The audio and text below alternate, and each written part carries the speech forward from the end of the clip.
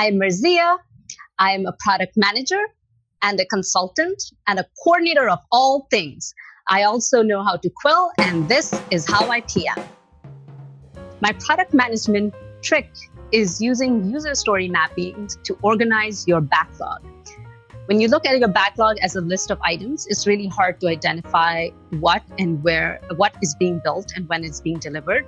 If you use a user story map, you have your entire workflow laid out, and under each step of the workflow, you have all your detailed tasks and user stories that you want to build. So when you use your user story mapping with all the prioritized tasks and put in your release markers, you are focusing on building a release that covers, that identifies needs across the workflow rather than digging deep into a single feature, but then leaving other features half-baked in your release.